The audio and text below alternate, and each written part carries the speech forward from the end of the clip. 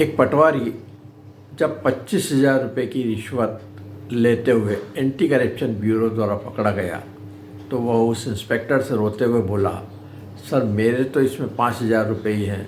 10,000 रुपये तो मुझे तहसीलदार साहब को और 10,000 रुपये मुझे एसडीओ साहब को देना है, वही तो दस्तखत करेंगे जब तो ये नामांतरण मंजूर होगा। आप सोचिए कि उस पटवारी के परिवार पर क्या बीती होगी, उसके बच्चों पर क्या बीती होगी। उसी तरीके से एक 5 बीघा ज़मीन की विधवा मालकिन, उसकी ज़मीन उसके नाम से जब उसने 5 साल पहले खरीदी थी, उसको एक पटवारी ने एक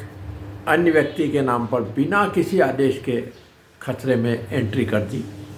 उस एंट्री के आधार पर उस खसरे के नए भूमि स्वामी ने अपने पोते को एक प्लाट की रजिस्ट्री कर दी और उस कुछ दिनों बाद वो मर गया। और जब वो वापस उसके लड़कों के नाम पे नामांतरण हुआ तब पता लगा उस विधवा महिला को, जब दलाल आने लगे कि साहब हम तो इस ज़मीन को खरीदने के लिए आए हैं, तब उसको पता लगा कि उसके नाम का पटवारी ने तिया पाँचा कर दिया है और अब वह ज़मीन किसी अन्य के नाम पे लग गई है। अब वो लगी चक्कर काटने, तहसीलदार साहब, एसडीओ साहब, कलेक्टर साहब सबको दरख्वास्त दे के परेशान, कोई नहीं सुन रहा। फिर एक वकील साहब के पास गई, वकील साहब ने कहा भाई पहले तो दावा लगा के स्टे लो, तब कम से कम आपकी ज़मीन का कब्जा तो रुकेगा, नहीं तो ज़मीन तो आपके नाम पे है ही नहीं, कब्जा ही दूसरा ले जाएगा। दीवानी दावा लगाया, दीवानी दावे में कोर्ट को बताया कि साहब ये ज़मीन खरीदी है और इस तरीके से रजिस्ट्री हुई है और ये रजिस्ट्री के बाद नामांतरण 5 साल तक रहा, पता नहीं कैसे इसके नाम पर ट्रांसफ़र हो गई। सामने वाला कहने लगा साहब ये तो मेरे पिताजी से मुझे विरासत में मिली है।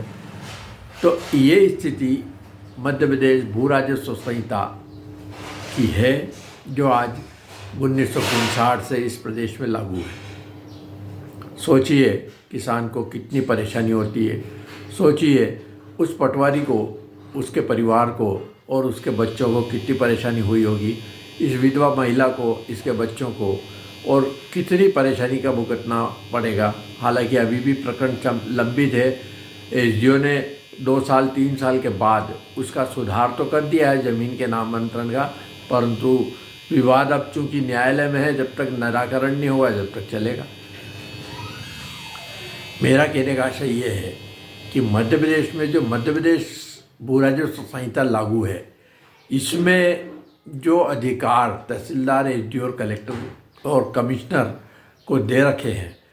वह समाप्त किए जाने चाहिए, इस आधार पर कि इनके पास रेवेन्यू से संबंधित कोई भी न्यायालयीन कार्य का जिम्मेदारी इनके पास न हो